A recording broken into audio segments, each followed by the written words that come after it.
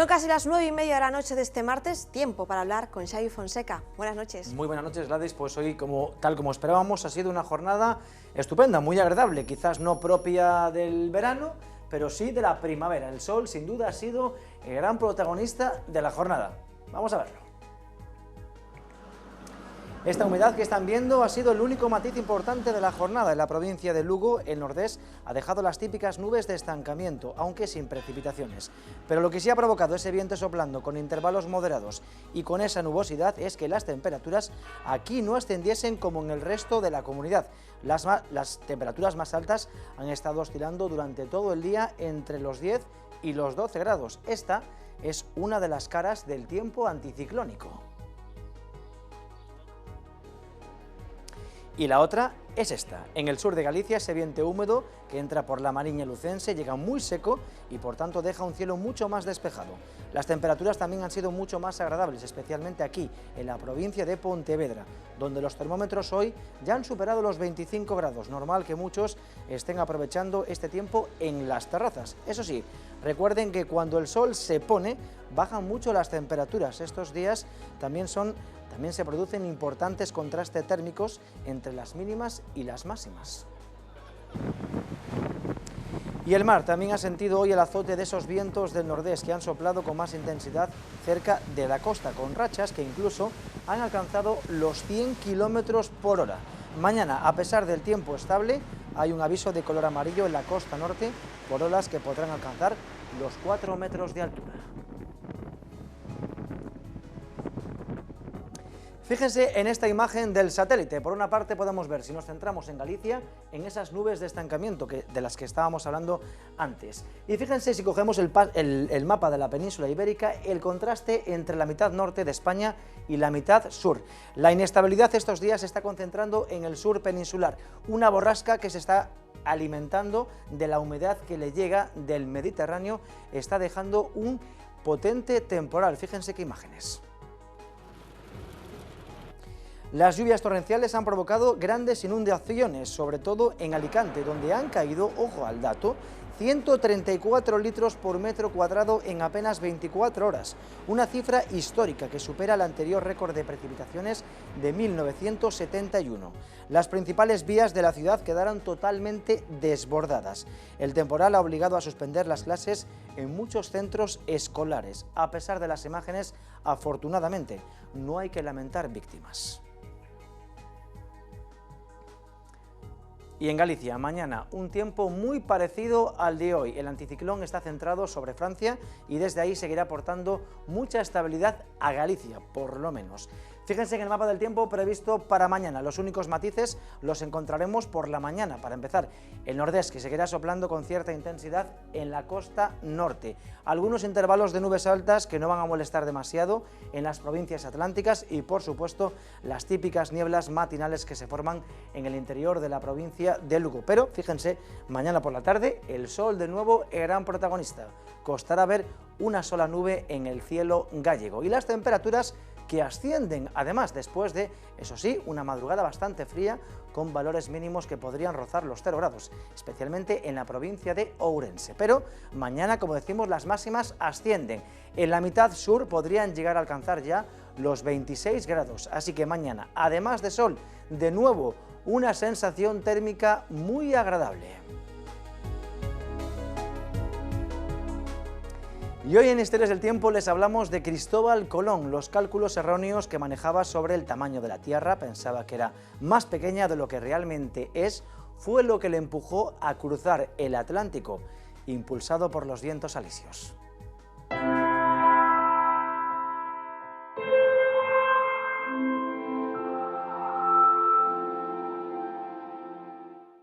El siglo XV fue la edad dorada de las especias, que servían para dar sabor a la comida.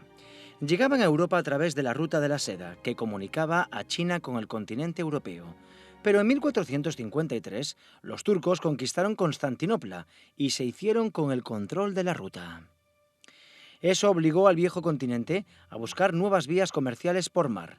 España le encomendó esa tarea a Cristóbal Colón, un navegante que proponía llegar hasta las Indias cruzando el Atlántico hacia el oeste, sin necesidad de bordear África, tal y como se hacía por entonces. Desde el siglo III a.C. se sabía que la Tierra es redonda y también su tamaño gracias a Eratóstenes, un matemático griego que calculó con gran precisión las dimensiones de la circunferencia del planeta, 40.000 kilómetros. Sin embargo, Colón utilizó las cifras de Posidonio, un astrónomo griego que siglos después rehizo los cálculos y propuso que en realidad eran 29.000. Ese bendito error, que reducía el viaje sobre el mapa, precipitó la conquista de América. La primera de las 4 expediciones salió del puerto de Palos, en Huelva, el 3 de agosto de 1492. En aquellos años no había demasiado conocimiento sobre meteorología, de lo contrario, habría elegido otra fecha. Agosto es un mes muy movido en el Atlántico, debido a la presencia de huracanes, pero en el diario de viaje no hizo referencia a ningún temporal. Algunos científicos proponen que en el siglo XV, como consecuencia del avance del hielo en el Polo Norte, Europa entró en un periodo frío que provocó un descenso de la temperatura del agua, algo que evitó la formación de ciclones tropicales. Otra suerte del destino. Desde el puerto de Palos viajaron hasta las Canarias para tomar los alisios, los vientos del este que soplan en la parte subtropical del Atlántico. Forman parte de la circulación general de la atmósfera. Todo empieza en el Ecuador, donde el aire parece hervir. Ese aire sube hasta alcanzar la parte alta de la troposfera, donde ya no puede ascender más. Entonces se dirige hacia el norte y el sur, y comienza a enfriarse. En nuestro hemisferio, a unos 30 grados del Ecuador, el aire vuelve a caer hacia la superficie. Los vientos que cierran esta célula, llamada de Halley, son los alisios. Proceden del norte, pero debido al efecto Coriolis, toman una componente este. Esos vientos que empujaron a la Niña, la Pinta y la Santa María fueron los aliados de Colón, aunque también provocaron inquietud en su tripulación. Muchos pensaban que la persistencia de los alisios sería un problema para regresar a España. La tensión creció sobre todo tras la conquista de las Antillas, el primer territorio que pisaron del Nuevo Mundo. Los hombres creyeron que estarían allí para siempre, y la sublevación en aquel contexto parecía una opción, hasta que Colón enseñó la ruta de regreso. También tenía conocimiento de los vientos del oeste que soplan en la parte norte del Atlántico. Si vemos el recorrido de las 4 expediciones que realizó, podemos comprobar cómo tomaba los vientos del este para ir y del oeste para regresar, bordeando el anticiclón de las Azores. La historia de la conquista de América por parte de Cristóbal Colón no puede entenderse sin la meteorología que le acompañó en todo momento.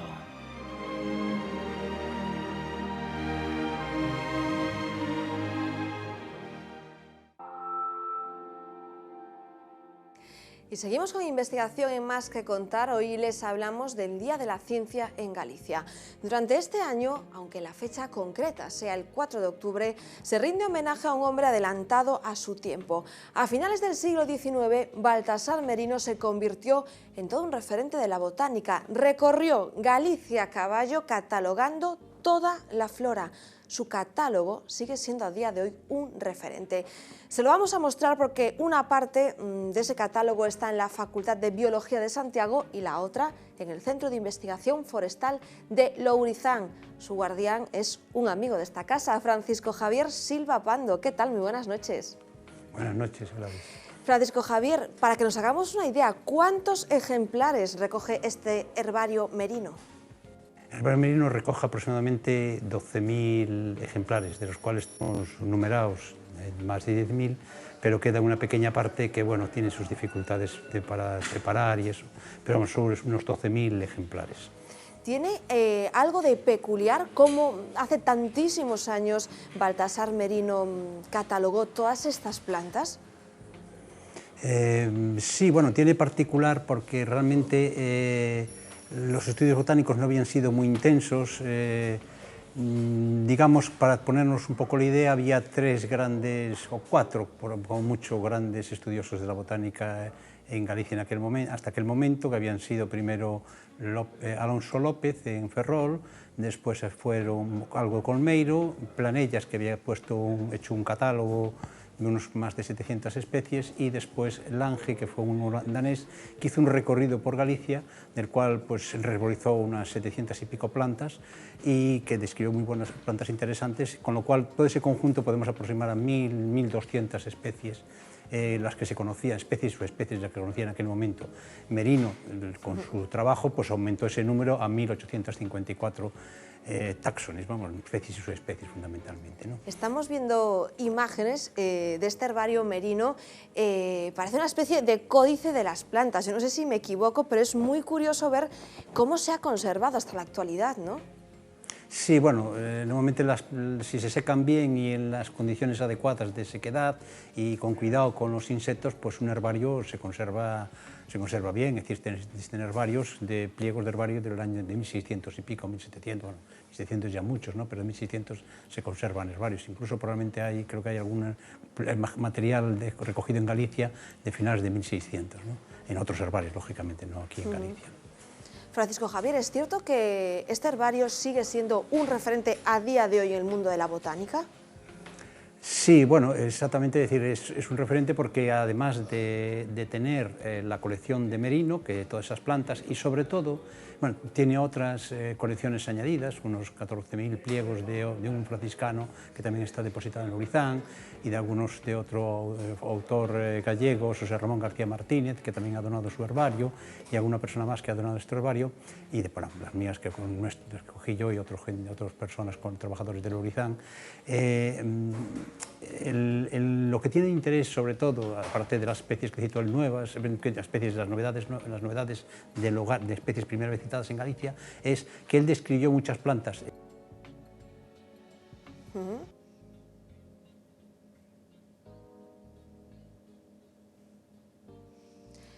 Bueno, estamos teniendo un pequeño problema con esa comunicación con Francisco Javier Silva Pando, como os decimos.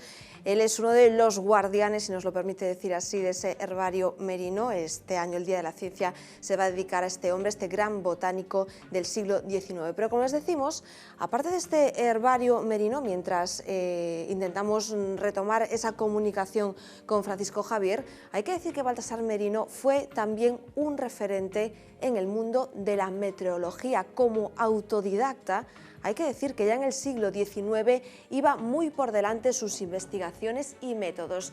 Desde un pequeño observatorio meteorológico en Aguarda, allí fue donde empezó todo en la provincia de Pontevedra, se convirtió también sus métodos de meteorología en referencia mundial. O pai Baltasar Merino estaba moi preocupado pola súa contorna, polas condicións socioeconómicas, pola seguridade dos pescadores. Por iso introduxo nos seus estudos o uso do barómetro aneroide. A forma na cal se poden prever as borrascas están asociadas a baixas presións e, dese xeito, prever que viña unha tormenta e deixar de faenar e voltar a porto. Todos os datos que recollía no observatorio tivo o cuidado de recollelos a súa vez en libros. Eses datos, neses libros, son moi importantes a día de hoxe porque, entre outras cousas, axúdannos a ver se os modelos climáticos que utilizamos na actualidade son capaces de reproducir a meteoroloxía de fai máis dun século. Outra das súas grandes contribucións é o estudo do ozono, que é unha liña que estamos a investigar na actualidade, na costa de Galiza. Para que nos entendamos, ter un ozonómetro en Galiza a finais do século XIX é como se a día de hoxe tuvésemos equivalentemente en meteoroloxía o gran acelerador de partículas que descubriu o bosón de Higgs. Mientras intentamos recuperar esa conexión con Vigo, vamos a seguir hablando de historia de Galicia, porque hubo un tiempo en el que los gallegos fuimos cazadores de ballenas. Las manos de nuestros pescadores se enfrentaban a estos colosos del mar y decenas de mujeres encontraron en su despiece un puesto de trabajo muy importante con el que sacar adelante a sus familias, con el que tener su primer trabajo. Hoy apenas quedan las ruinas de esas factorías por toda Galicia y los recuerdos de quienes trabajaron en ellas. En la ría de Vigo son muchos los que todavía recuerdan el sabor de la carne de ballena. Colosos del mar que desde mediados del siglo XX fueron tratados en la factoría que los Masó instalaron en Cangas. Pero la relación de Galicia con la explotación ballenera se remonta mucho más atrás. Estamos falando do século XIII, século XVII. A balea vasca, a balea franca, pasaba moi pretiño da costa, era unha caza costeira da balea, na que os mariñeiros se enfrentaban directamente á balea simplemente nos seus trañós. Volvémonos a relacionar os galegos co que é a caza da balea xa no século XX.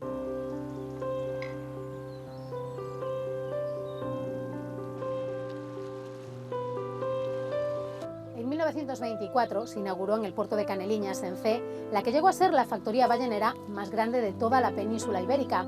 Aquí se despiezó, además, la última ballena que se comercializó en España. Eu tiña 12 anos cando ven a primeira ballena. Metía na miña cabeza unha ballena que tiña que ser así un bicho largo, sin ser esta cousa de... E cando a vin aí, bueno, quedei abraiada. Años después, Fina se hartaría de ver ballenas. A los 19 entró a trabajar en la factoría. Lo mismo que Pedro, que era electricista y ocasionalmente participaba en el destajo de los animales que traían los barcos Caneliñas y Temerario. Las subían al costado y las ataban y después las tiraban, venían flotando.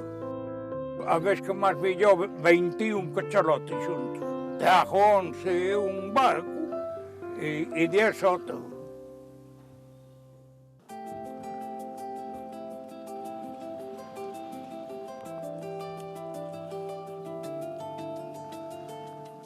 Aquí, en la parroquia de Morás, en el concello de Xove, estuvo ubicada una de las balleneras de los hermanos Masó, una factoría de despiece y transformación que estuvo activa entre 1965 y 1976. Os primeiros cachalotes entraron o día 12 de agosto do 65. Se entraron os dous primeiros cachalotes, un de 11 metros e un de 14, outro de 14. A verdade da ballena, pois, aproveitouse todo porque, primeiramente, como digo, a parte esa do touciño e todo eso desfacíase todo en grasa. A carne da ballena buena, pois, aproveitábase para o mercado nacional, por toda España. Daban moito cartos. O asunto da ballena daba moito dinheiro. Aquí este cerrou no 85, porque xa as ballenas estaban limitadas. Depois xa ficándolle, puxeron no atentado aos barcos en Marín. Non podo dicir xa xente que quedou na rúa. Era unha cadena de moitos eslabóns. E non era só o traballo de aquí, era o traballo de moita xente. Gente como Fina, Manuel o Pedro, que vivieron en propia piel el fin de una época. Y ahora sí vamos a volver hasta Vigo, donde nos sigue esperando pacientemente Francisco Javier Silva Pando. Estábamos poniendo en valor la figura de Baltasar Merino, ese enorme botánico que desde Aguarda creó ese herbario merino, además de esos novedosos sistemas meteorológicos, y que sigue vigente ese herbario merino a día de hoy. Francisco Javier, hablábamos de la vigencia de este catálogo botánico, pero entiendo que Baltasar Merino, en su recorrido por Galicia a caballo, hay que decir, no solo catalogó las plantas existentes, sino que le descubrió a la ciencia algunas no conocidas hasta el momento, ¿no? Sí, exactamente. Baltasar Merino describió un total, agrupando especies, subespecies, variedades, etcétera, describió más de 700 taxones, como llamamos nosotros, ¿no? De los cuales 70 eran especies, ¿no? Bueno, que eran algunas de ellas pues sí que ya habían sido descritas, como por ejemplo él describió una planta llamada Iris latifolia, Iris diversifolia, que después, a los pocos meses, se enteró que había sido descrito por Enríquez, un botánico portugués, como Iris boissieri, ¿no? En la zona del sureste. Pero bueno, otras sí que siguen vigentes. Por ejemplo, una que llamó, él envió, porque le planteaba dudas, envió a Pau, que era un botánico muy famoso español, uno de los mejores botánicos, y se la dedicó, le llamó Sagina merinoi, ¿no? Y es una planta claramente distinta, típica de un lugar donde hay suelos serpentínicos, ¿no? Que él también ya conocía perfectamente, ¿no? ¿Es cierto que este hombre, o podemos decir que fue un auténtico autodidacta? Pues sí, porque él prácticamente estuvo solo, físicamente prácticamente solo, y tuvo ayudas. La primera de ellas López Seoane, Víctor López Seoane, un naturalista gallego que había aprendido algo de botánica con Colmeiro, Miguel Colmeiro, que había sido profesor aquí en Santiago, y después tuvo la colaboración, sobre todo la más importante, de Carlos Pau, español, que ya digo es uno de los mejores botánicos, y que le ayudó mucho, le orientó mucho, y bueno. Y ya después él también fue formándose y consiguiendo una bibliografía muy buena, probablemente con lo fundamental para poder trabajar como mínimo, y después otras cosas que le ayudaban mucho a determinar y a ver que las cosas que encontraba él eran nuevas para la ciencia, claro. Francisco Javier, tú que conoces muy bien el trabajo de Baltasar Merino, convives con él día a día, ¿podemos decir que le falta popularidad a los méritos de este jesuita? Sí, yo creo que sí, le falta popularidad porque realmente fuera del ámbito académico, universitario, gente que ha pasado por estudiantes que han pasado por la universidad, los profesores de colegios, institutos, y hay, bueno, realmente los grupos naturalistas que hay en Galicia y algunos más, pues la gente muy relacionada con el medio natural, pues fuera de eso yo creo que es muy desconocido, por eso, porque la botánica, pues sí, hablamos de las plantas, nos gusta decir esas cosas, hablar de plantas, pero después a la hora de la verdad, pues ya tampoco nos metemos mucho quiénes son los grandes botánicos gallegos. Nosotros, dentro de eso, aparte de, bueno, dentro de este ciclo, de esta dedicatoria que le ha hecho la Real Academia Gallega, vamos a colaborar celebrando una jornada de conferencias sobre el padre Merino en Orizán el día 3 de julio, fecha en que murió, con el centenario de su muerte, ¿no? Por otro lado, también nosotros estamos, aparte de trabajar constantemente de él, ya hubo un jesuita, también otro jesuita, Manuel Baní, que trabajó en el herbario, ahora ya ha acabado y ahora presentará dentro de un par de meses la tesis doctoral, Rubén Pino Pérez, sobre una parte de las plantas esas que describió Merino como nuevas y las nuevas combinaciones que llamamos nosotros, ¿no? Los cambios nomenclaturales que hizo también Merino con algunas plantas que encontraba, ¿no? Francisco Javier Silva Pando, como siempre, gracias por atender a V Televisión y por prestarnos un poquito de esa mucha sabiduría que tienes. Gracias, hasta siempre, Francisco Javier. Gracias a vosotros, cuando queráis. Buenas noches. Hasta el viernes seguimos en Vigo porque el Centro Oceanográfico celebra unas jornadas de puertas abiertas. Los más curiosos podrán descubrir cómo es por dentro un buque de investigación marina y cómo vive su tripulación.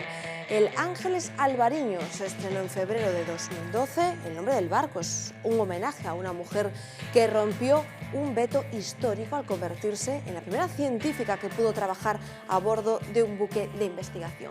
Los visitantes accederán al puente de mando, a los laboratorios, así como al comedor, la cocina o los camarotes.